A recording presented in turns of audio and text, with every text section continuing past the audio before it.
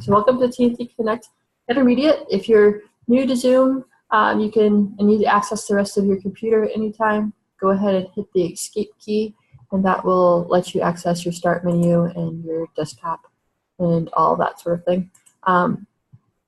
We are going to send out a survey at the end of this webinar. We'll put it in the chat at the end, and then we'll also include it in an email.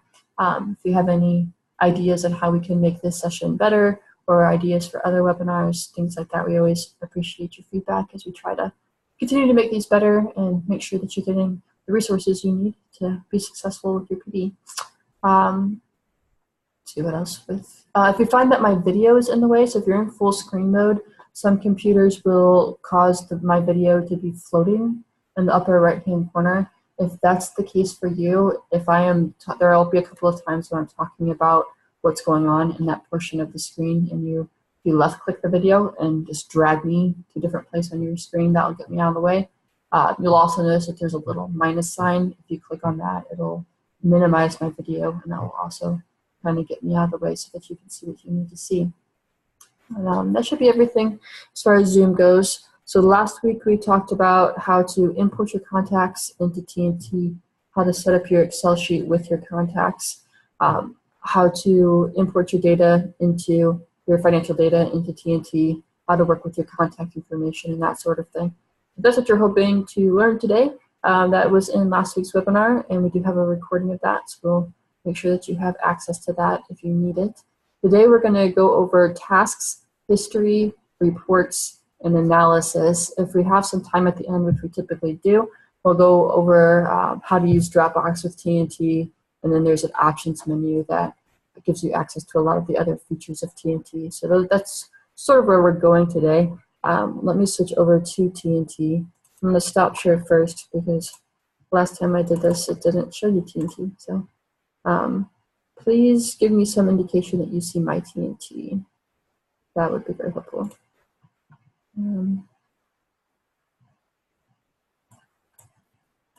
Yes, okay, good, thank you. Last time I talked for about 10 minutes before I realized you weren't seeing my screen. Okay, so looking at tasks, you'll see we're going across the front here, right? So last week we talked about address, the address tab. We talked about the TNT tab.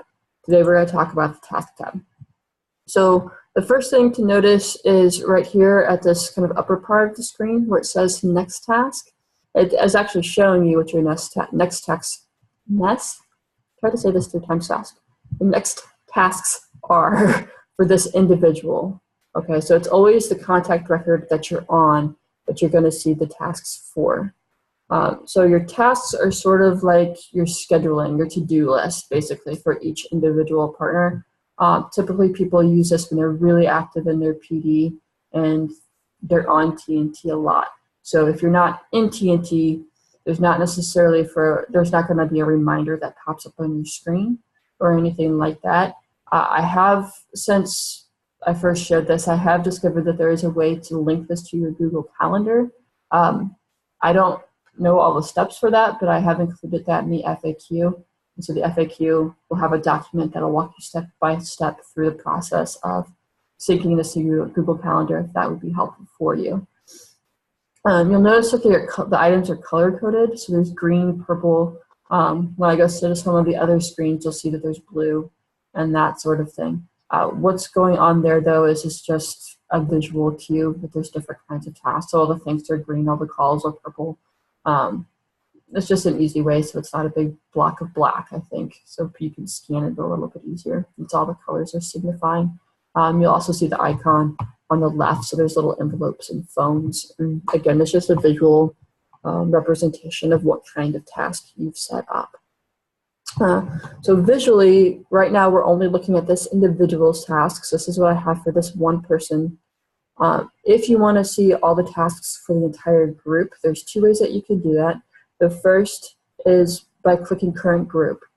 Now again, a reminder is that whatever contacts are on this left side of your screen, that is your current group. So if you do a search for all of your financial partners, or you do a search for all of your prayer partners, and that's who's currently over here on the left, anything that's current group is only going to cover the people who are here. Okay, So then if we want everybody, remember you have to use this button to clear the filter, and then everybody would occur here. And so this is just things to keep in mind. If you've looked up a group and you want to see it for everybody, you've got to clear that filter first. Jen, we have a question already. Sure. Josh wants to know if the reminder pop-up, will it pop up if the program is open but minimized? So what I'm saying is there isn't a pop-up. There is not one. The only way to get more reminders or to be able to have reminders is if you link it up to Google Calendar. And so if you do that, and that's what I said, I'll give you, there'll be a document in the FAQ that walks you through how to do that. But if you don't have it in Google Calendar and you don't have TNT up, well, even if you do have TNT up, there's not necessarily a reminder system. There's no pop-ups. I think that's a feature that they hope to do in the future. A feature they hope to do in the future. There we go. But they don't have it right now, unfortunately. So that's how you know who the current group is. So you can click this button here where it says current group, and you'll be able to see everybody's tasks. But what's a better way to do that is to actually use the tasks button on the far left-hand side. So if I click tasks over here, it gives me some more options on how to kind of sort this data. And so if I'm sitting down for an hour to make phone calls, or maybe I want to write letters or thank yous, well, I only want to see the individuals who I plan to call.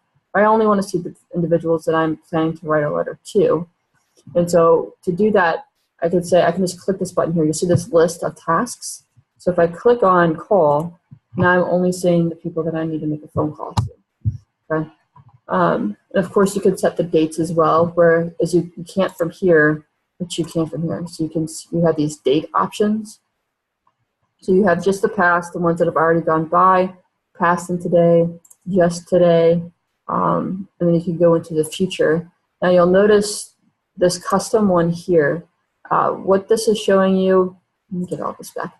What this is showing you is if you want to see specific days. So maybe I want today and the next 2 days, or I want yesterday, today, and tomorrow.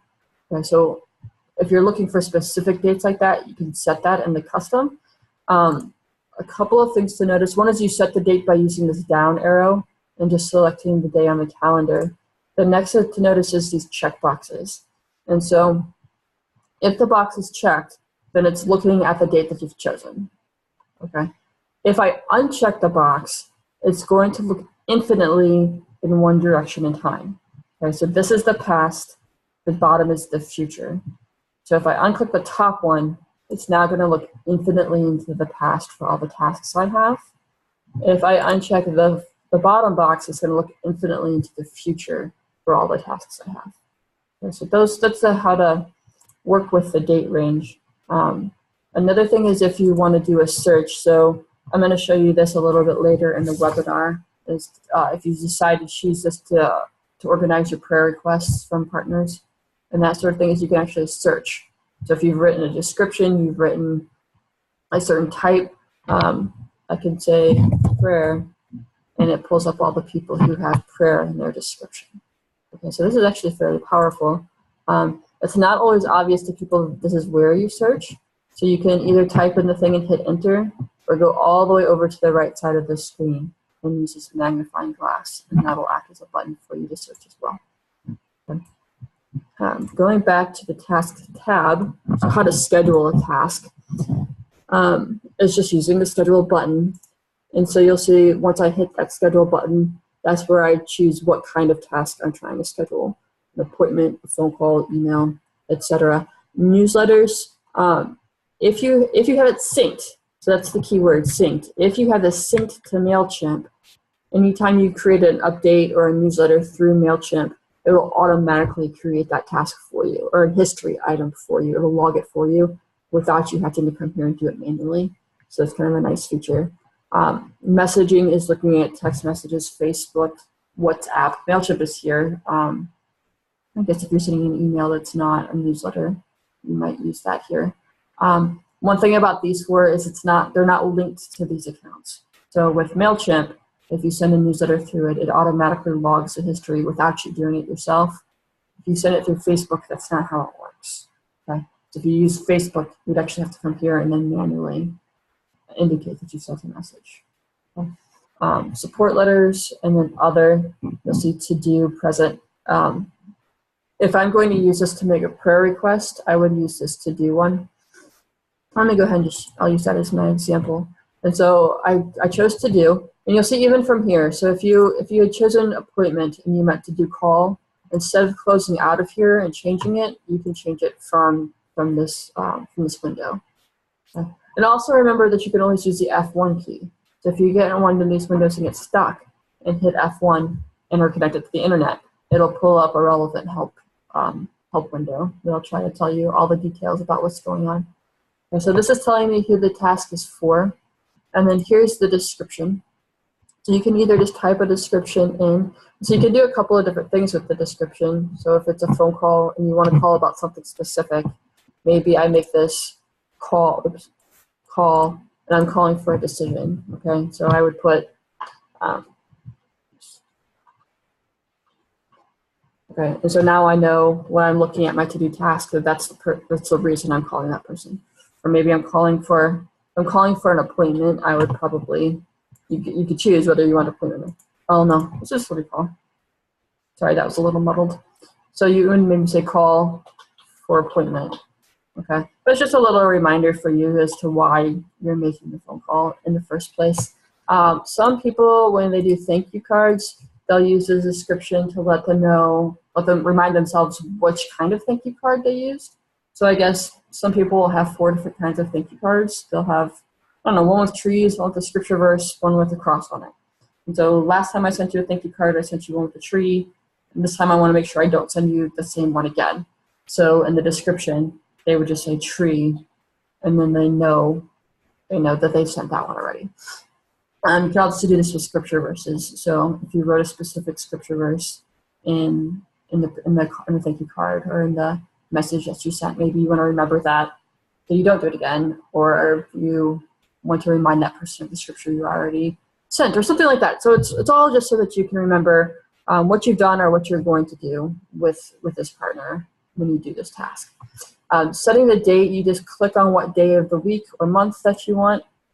Okay, so this is pretty straightforward. Obviously, you don't want to set it for the past.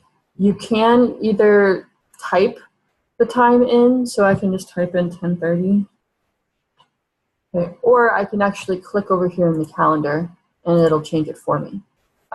You'll notice if I click towards the top of this rectangle, it makes it on the hour. If I go down a little bit into the rectangle, it puts it on the half hour. Okay, so just kind of pay attention to that. Anytime is, maybe I'm going to make 5 phone calls today. Doesn't matter what time today, as long as I make them.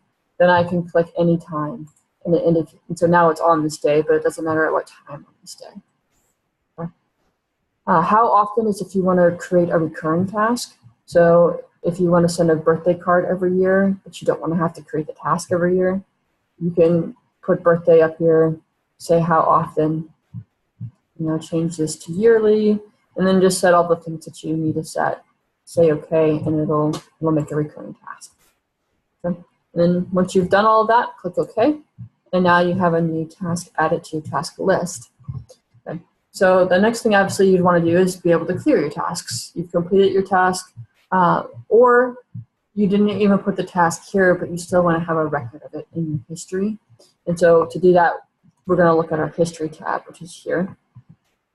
So first, clearing a task is you just use the checkboxes that occur next to the task. So if I click the checkbox, it'll bring up this clear task dialog box. And so there's 3 options that you can make from this window. The first is log history. If I leave this box checked, it's going to create an item under my history tab. So now it's part of that. Now it's for the history that I have for that partner. Okay. If you uncheck it, then it'll clear it from your task menu, but it won't log a history item. So, maybe you scheduled a call for that person, but then you saw them at church and you set the appointment at church, and now you don't need to make that phone call. Okay. The task is completed, but you don't necessarily want that in your history. So then I would just uncheck this, say, okay, it'll disappear from the tasks, but not appear in my history. Okay. So I sometimes use this because it'll create sometimes, which I should have probably already talked about this, is that TNT creates auto tasks sometimes. And so what I mean by that is like the first time somebody gives, it's going to auto-generate a task to thank the partner for their first gift. Here you see send thank you for extra gift of $200. TNT created that themselves. And they created it because this person has partnered for $100, but they gave $200 instead. And so it's triggering an automatic task saying this person is given more than they typically do. You should send a thank you card. It auto-generates a task also if somebody partnered for $100 a month and they sent in a gift for $50. They're going to auto-generate a task that says, hey, you need to research what's going on. Why did this person give less than what they've promised to give? And so, again, sometimes those tasks are generated and you take care of it in a different way, or you don't take care of it at all, but you still want it off of your task list. And so that's the way that you do that, right? You would just remove this from your log history so it doesn't show up. Jen, I've got another question. Sure. How can we prioritize tasks?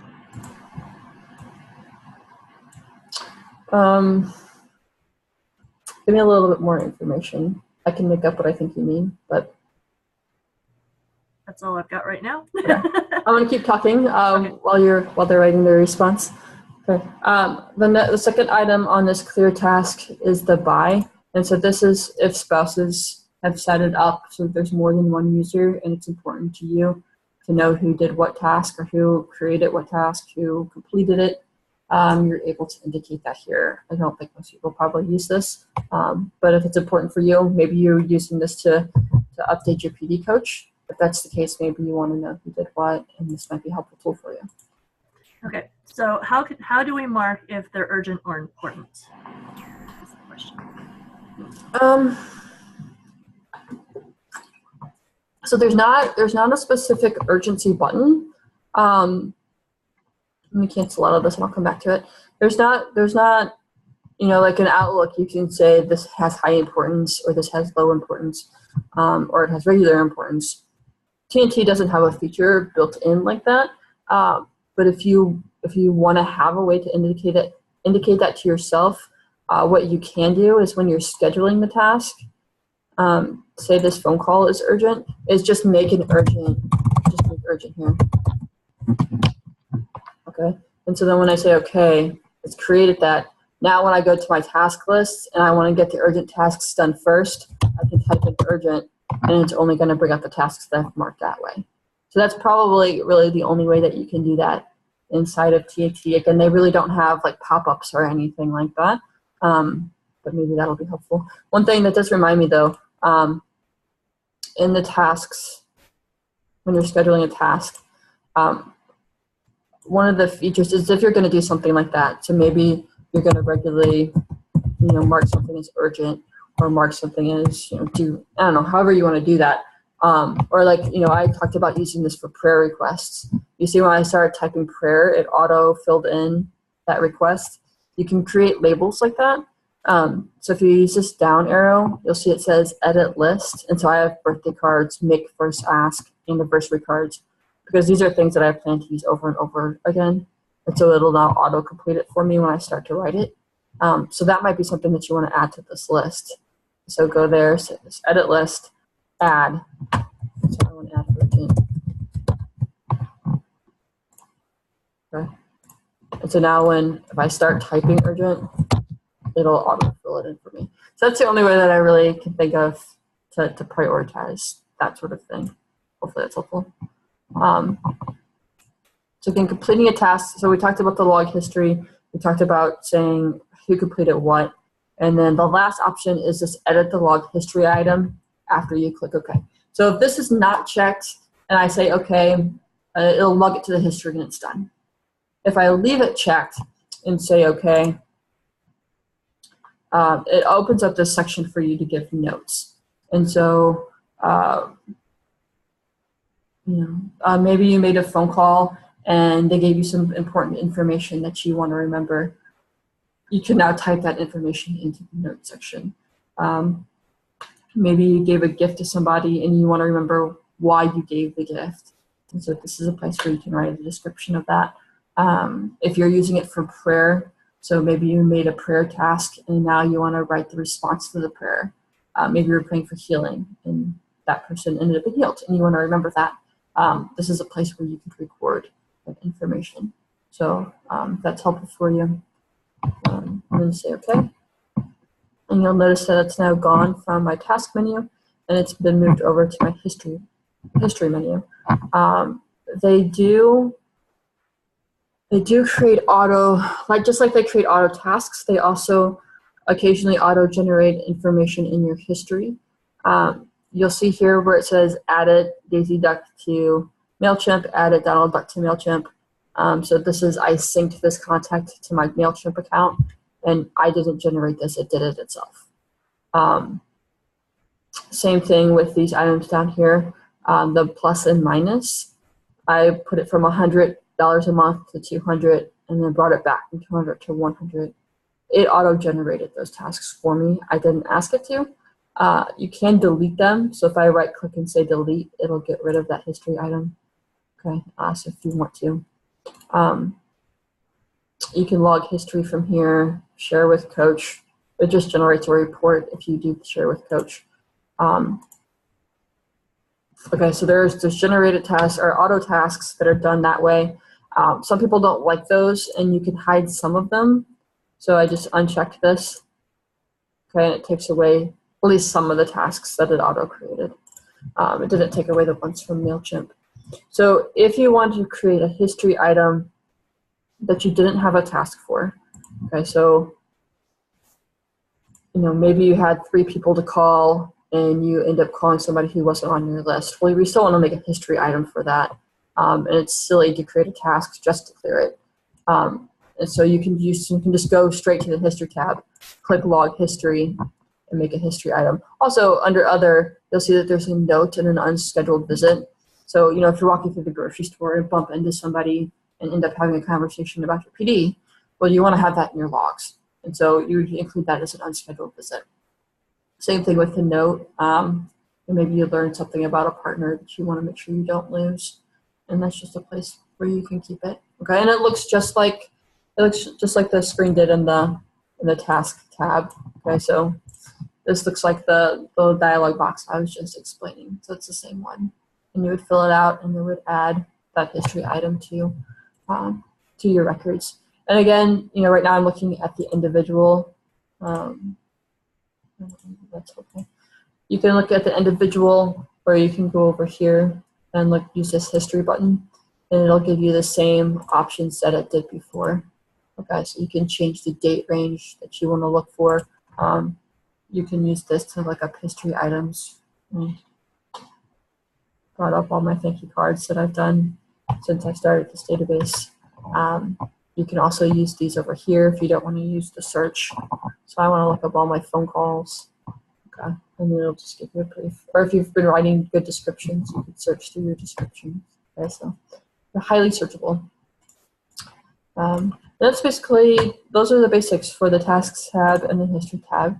This is just kind of manages a fancy to-do list is basically what it is, and a way to keep records of your different interactions with your partners, which is also very often very helpful. Make sure that I've gotten everything I wanted to make sure I shared with you about that. You can do a group history, so maybe you want to specifically do a thank you to all of your financial partners. And so, and you don't want, and if you have 50 financial partners, you don't want to have to search through 600 contacts looking for them, or you don't want to schedule 600 separate contacts because it's going to take you 20 minutes just to schedule a task. Okay? It's not efficient. And so a better way to do that then, and I'm going to go over this next week on how to do different lookups and searches. So I'm going to do this kind of fast, but I'll go through it more slowly next week. And so right now I'm just looking up all my financial partners. Okay, so now we know they're all financial partners because they're all green. Okay, so if they're ever green, the names are green, it's just telling you that it's a financial partner. But I want to now log a thank you task for all of these people. So the way that you can do that is you go to group X. So I've pulled them up. Remember, whatever this group is, this is the current group. So now I want to go to group actions and schedule a group task. You see, you can do this with history too. So if maybe you called a bunch of people but never created a task for it, you just got really motivated one day to make a bunch of calls. Well, now you can pull those partners up at once and do a group history item. Now, if you do log a group history, you're not going to be able to write down details for each of those people. Each of those people. So if I want to log history and I decide to log all the thank yous that I've done today, because they were also financial partners, so it's easy to do. And I do that. Now, if I sent 3 of those people a tree card and 5 of those people a cross card, you're not going to be able to indicate that in this way. Okay, so this is a more basic level. Hopefully that makes sense. Okay. So if I wanted to schedule the group task, and I go to thank, okay, you'll see it says for current group, thank. I'm going to write my description. So I'm going to send all of these people the scripture verse card. Okay, so I'm just going to type in, I'll do this on Friday. Okay. Are you sure you want to schedule a task for all 7 contacts? Yes, I am. Okay. And so you'll see that it generated the scripture verse task. And if I go to each of these, they all have that task now. Okay. And so I can clear them one at a time, or you can clear them all together. That's a little bit more complicated. To clear them all at once is kind of frustrating, so I don't really recommend that. But then as you're filling out your thank you cards, you can go in and clear those from your task lists. Again, you can do the same thing for history. It's group actions, log group history. And it's the same process. Okay. But again, I can't give a different description for each of these 7 people. So all 7 people are going to have the same description, same notes. That would be the only downside, if you will, for doing it in that way. Let's get back to this. Okay. So the next thing that we want to look at is analysis and reports. So I'm going to go over reports first. There's 3 main reports that are going to be helpful to you. I did go over the first one last week, but I want to hit it again just as a reminder, because it's a pretty helpful one. Okay, so the first is this pledge fulfillment report. And again, this is looking at whether where your partners are in their financial giving. So are they up to date, basically? This teal one has indicated that there hasn't been a gift yet. So typically this shows up if a partner has promised that they haven't began giving yet. Okay, so that will end up as being teal. I've told TNT this is a financial partner, but there hasn't been any giving yet. Green is they're up to date. Yellow is between 30 and 60 days late. You'll notice they're actually telling me the exact number of days that they're late. And this is more than 60 days late. Again, we typically encourage people, if it's red, it's time for you to follow up with a partner. Okay. If it's yellow, most of the time I won't say anything to the partner yet unless I happen to talk to them. But the reason I don't is because Unity has glitches sometimes, or sometimes you'll see them come through and make it up. They'll double like that next month to make up for the month that they missed. And so I typically wait till it turns red. To me, that means the partner, something's happened, and maybe the credit card has gone bad, or something's happened with their financial situation, or the dozen things that can go wrong that cause a partner not to be able to give that month or for a couple of months. And so use the red to indicate that it's time to reach out to that partner. Jen, we've got another question. I'm sorry. Okay. This is back about the thank you notes. Mm-hmm. If the names I sent thank you notes to were randomly from my list, can I get them listed on the left and send a group action? If they're truly, sorry, if they're truly random, probably not. Yeah, if they're truly random, you won't be able to, because how would you tell TNT to sort them? And so TNT has lots of ways that you can sort. If there's a field in TNT, you can sort them by that field.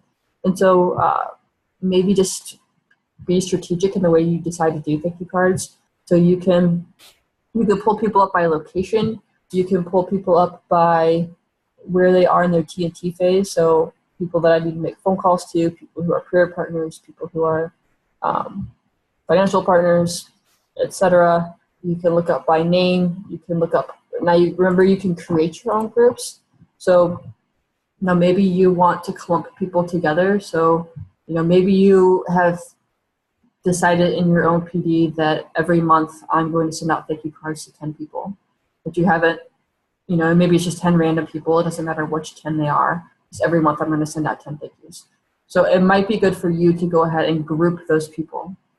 So it's being a little bit more strategic about the way you send out thank you cards. So just go ahead and say, okay, these are the 10 people that I'm going to do every January. These are the 10 people I'm going to do every February. These are the 10 people I'm going to do. Okay, but to go ahead and start grouping, or maybe you do it every 3 months. But however you do it is you go ahead and create a group so that you're doing that on a rotating basis. And then when you do it, now you can search for that group and do a group task. So we have another question, and I think what you just said probably answers this one as well. It says, what if they were all in an event but have nothing else in common? Yes.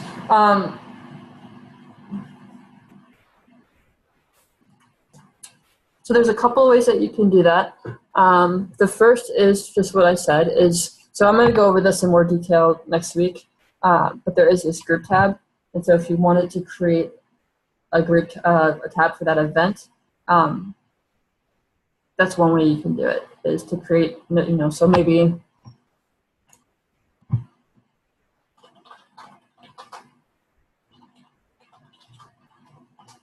okay, so now I have this group event, and I'm going to go through my contacts and add everybody who was at that event here, and now I'm going to be able to look them up as a group.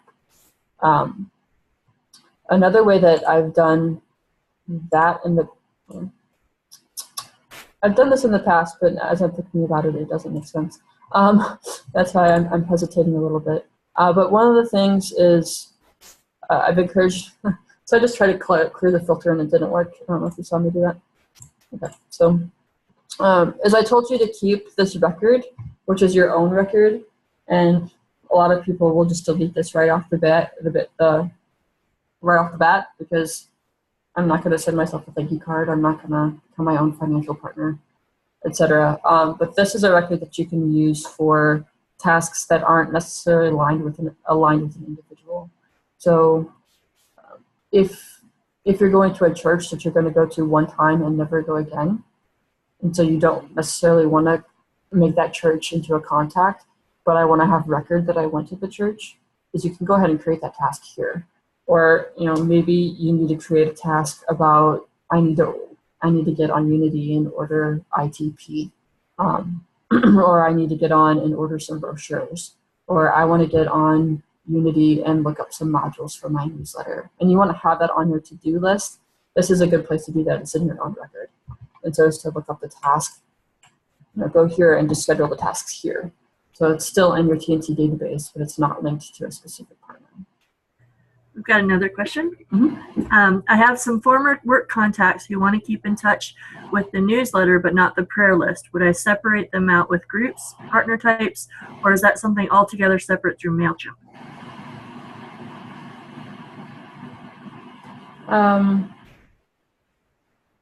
It depends on if you're only doing it through email.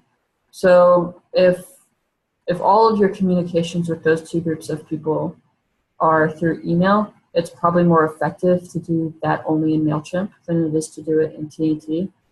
Now, if there are times that you're going to send out a paper form of communication with that group of people, then at that point it would be beneficial to also create a group in TNT.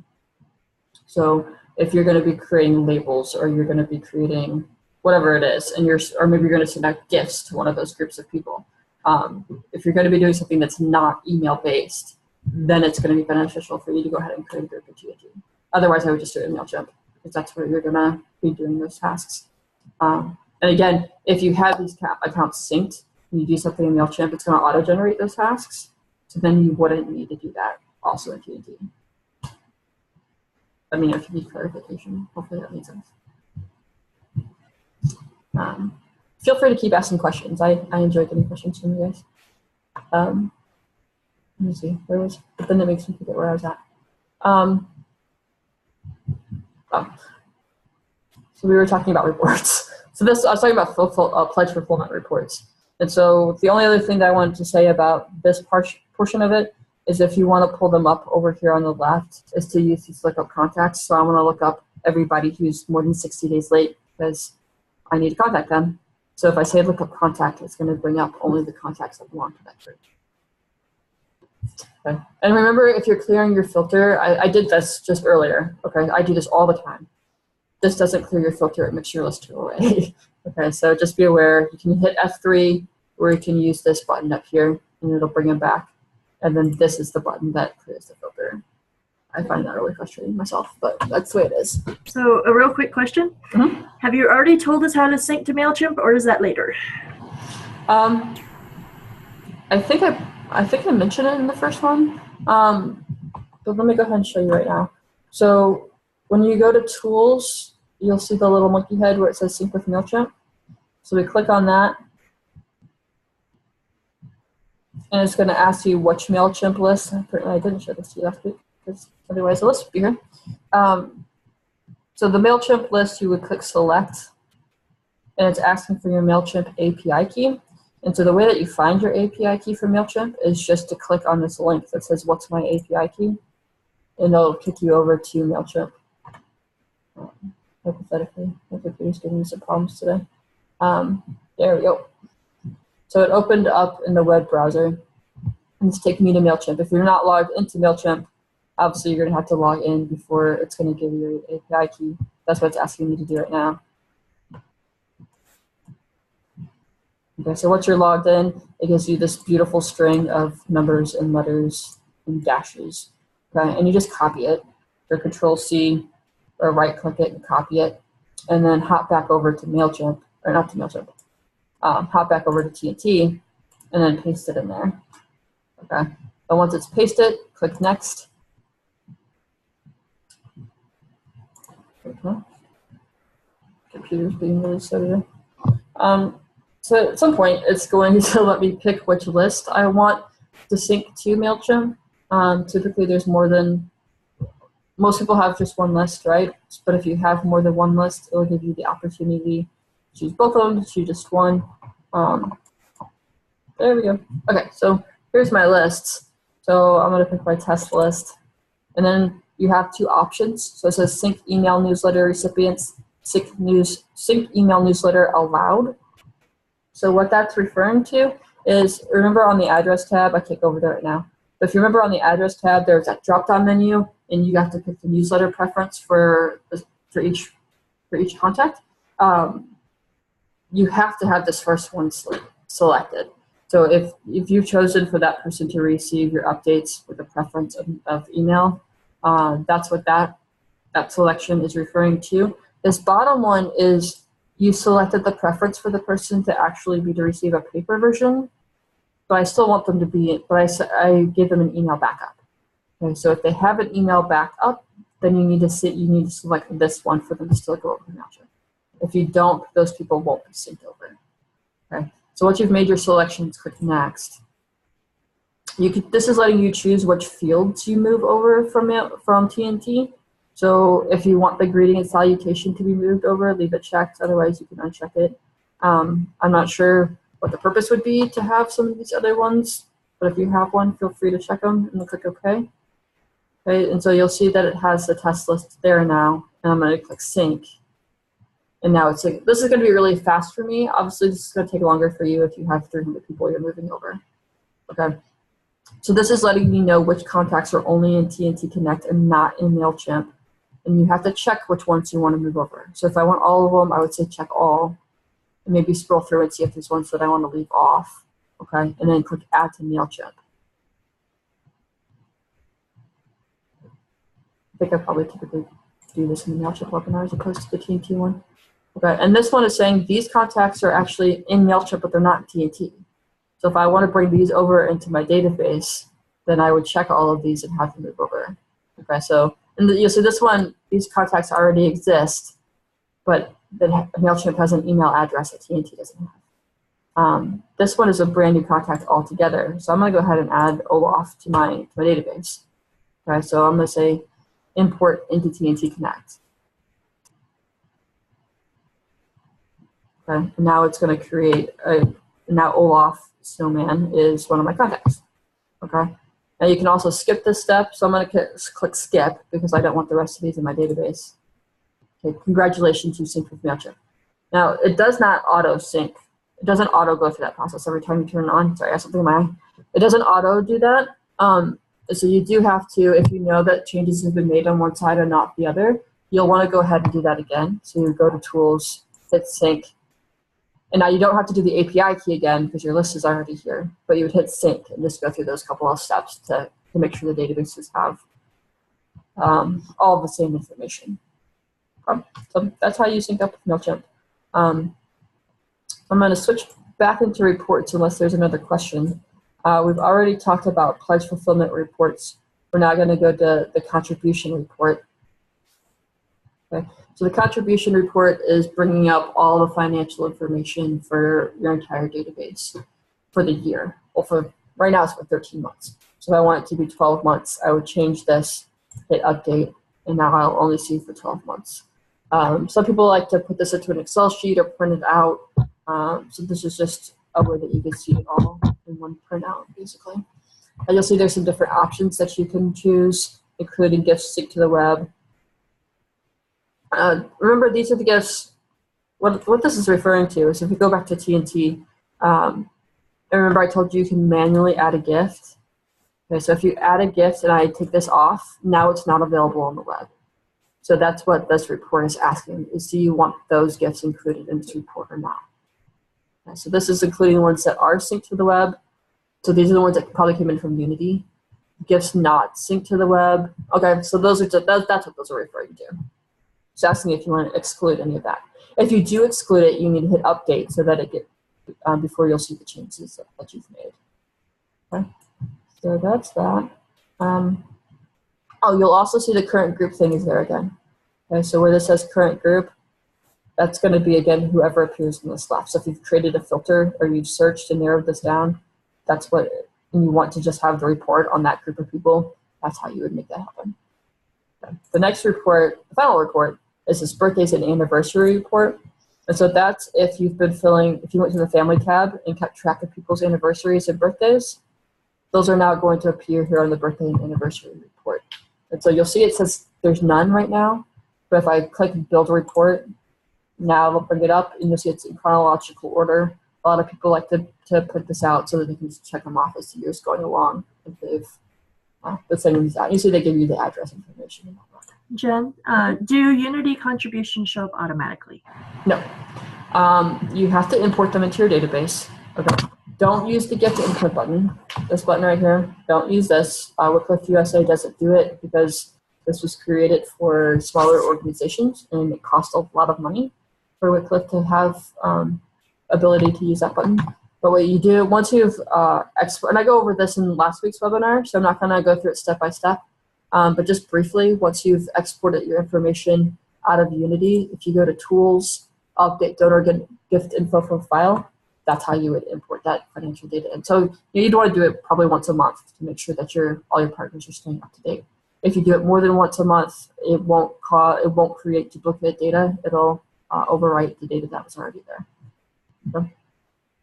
The last section of TNT that we want to go over today is by the way, I will put the links to the recorded webinars. So if that's something that you want to see step by step, I'll make sure it's in the FAQ so that you can easily find the recording to go back and check that out.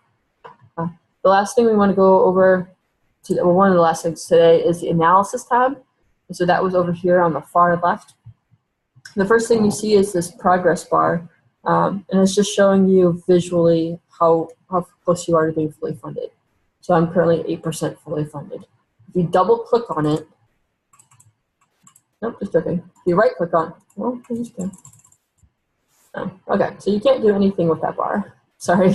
With the monthly goal, if you want to change what your goal is, if you double click on it, just left click twice, you're able to type into the box and change what your monthly goal is. So maybe you had a budget change, it went up or down, and you need to change this number. You just double click on it, and that'll let you do that. Total pledges, it goes back to the TNT tab. Okay, I told you before that it's important for you to have this box checked. If you don't have this box checked, it doesn't matter what you have right here. It will not include it in the analysis tab.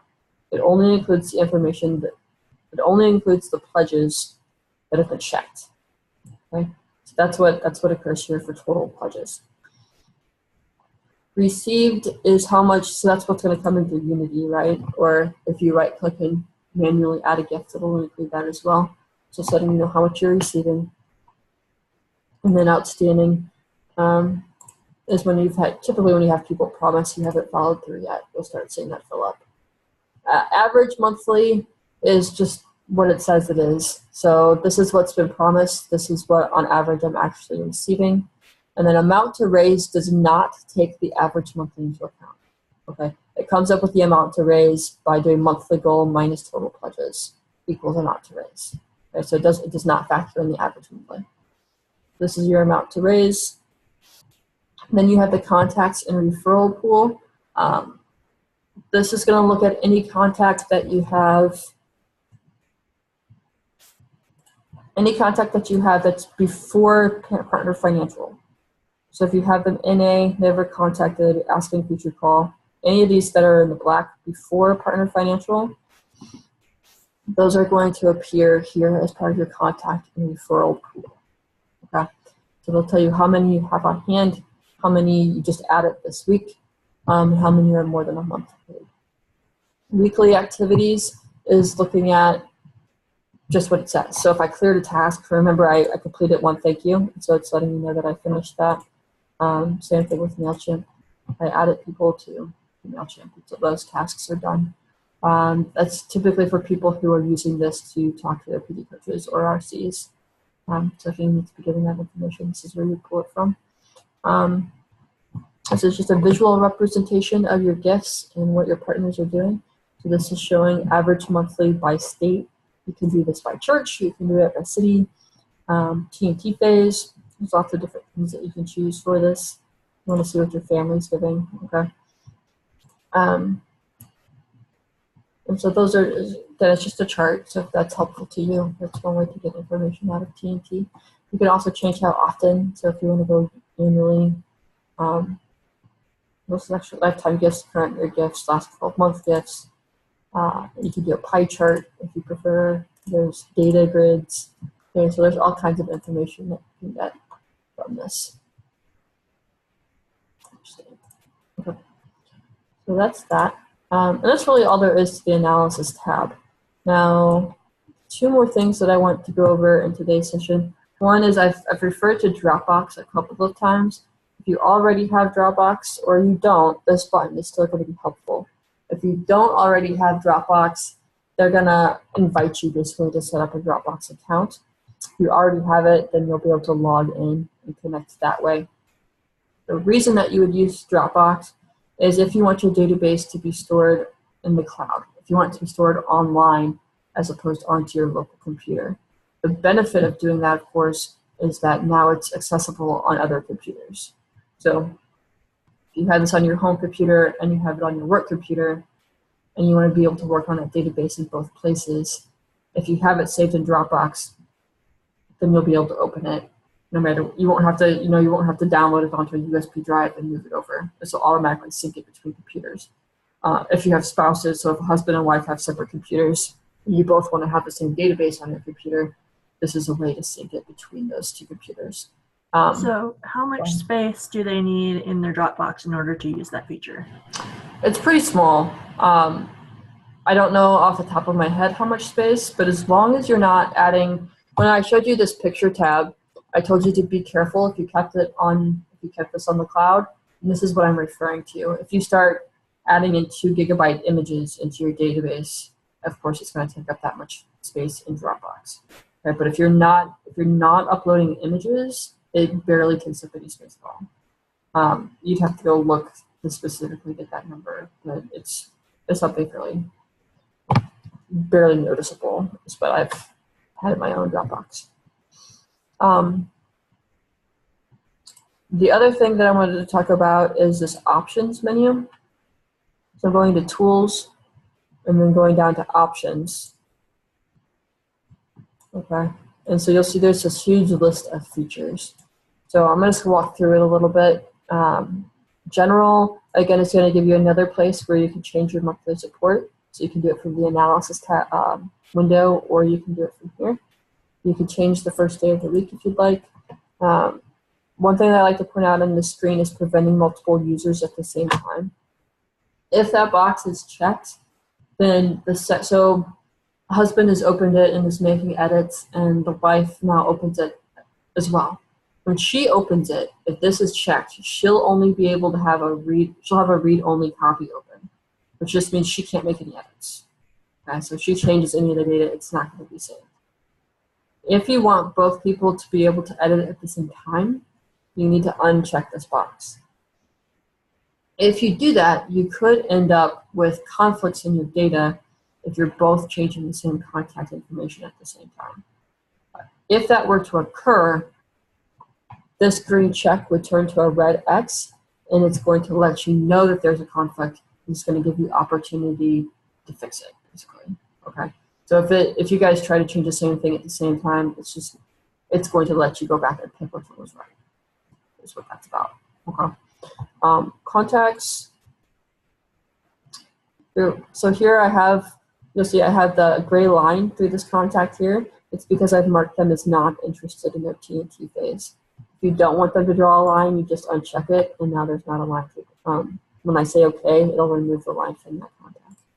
Okay, so it's just a personal preference thing. Allow Google to map contacts. I'm going to talk about this next week. If you don't want Google to be able to do that, you just uncheck it, and now it can't. Newsletters, this is just if you want to have a default. So I do recommend this if you're regularly adding new contacts in. If you don't set this, then you're going to have to go back. So typically all of mine are email only, so I would set that as my default. And anytime I create a new contact, they're going to have that email only set as their preference. You still have to go and check the box. Okay, so you still have to go over.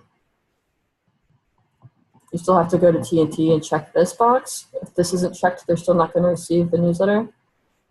Sorry, my computer's not behaving too. So this you still would have to do, or this you would still have to do, but it would set this one by default. So that's what that's meaning. Newsletters, donors. This is trying to prevent duplicates in the database. Gifts. Okay, so you can just kind of, I'm not going to talk through all these, but you can kind of click through these. This user field is also this tab here, partner types. This is how I changed the label. Okay, so yours probably says users or something like that. That's how I changed it. Obviously, you can add them here. You can delete, change the values. Okay, there's a lot you can do from here. Automatic actions. This is where I told you it auto-generated some thank yous. And so if you don't want it to auto-generate, you can actually turn it off. I typically encourage people to leave this turned on because you can't thank your partners too much. And so it's a good reminder to have those just kind of show up in your database and remind you to thank people. And they also will remind you if you change some of these dates around and you want to make sure that you're thanking all your partners at least every 3 months, you could change this to auto-generate a task every 3 months to let you know that you need to do that. Okay, so you can make that really helpful if you take some time with it. This I talked about last week. Same thing with regions. Okay, so there's just a bunch of different options that you can click through if you find any of this to be helpful. Some people like to highly personalize the database, and so these options are here. And I'll probably emphasize this again next week. The big thing with TNT is you could spend all of your time in TNT. Okay, there's so many fields, there's so much information. We don't want this to suck your life away, okay? Only use the features of TNT that are actually going to be helpful for you and your PD.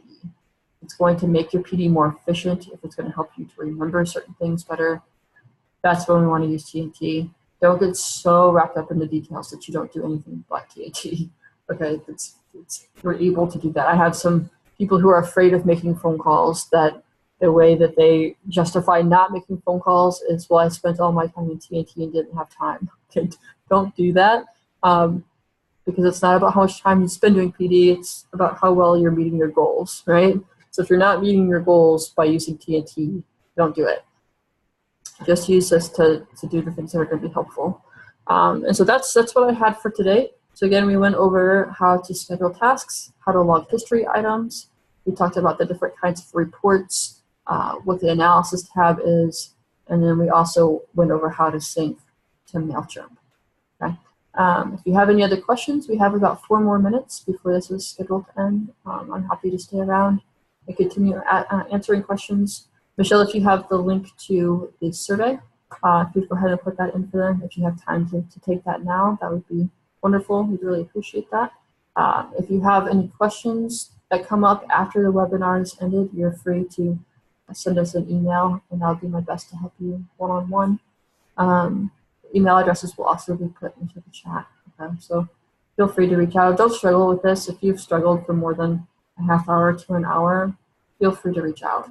Right? And there's also help down here. If you use this community tab and go into the forums, again, my computer's kind of going slow, but there's a forum tab down there. If you put your question in there, you'll typically get a response in 24 to 48 hours. They're really good about getting back. The people who answer are very knowledgeable. Sometimes you'll even get the developer himself who will answer questions. So that's another place that you can get help. TNT also has a website that has fantastic help on it. Again, the F1 key will get you help. There's lots of ways to get help. So don't struggle on your own for too long. Yeah, so I'm going to go ahead and I'm going to end the recording, but I'm going to stay around. So I'm going to stay until everybody leaves. So